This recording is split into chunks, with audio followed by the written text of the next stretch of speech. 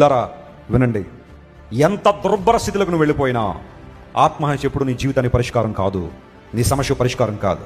నువ్వు నిలబడితే, ప్రభు దగ్గరికి వస్తే, అది ఎంత జటిలమైన సమస్య నుండి అయినా ప్రభు నిన్ను విడిపించి తన మహిమ కొరకు నిలబడతాడు. దేవుని నామమున స్తోత్రం కలుగును గాక.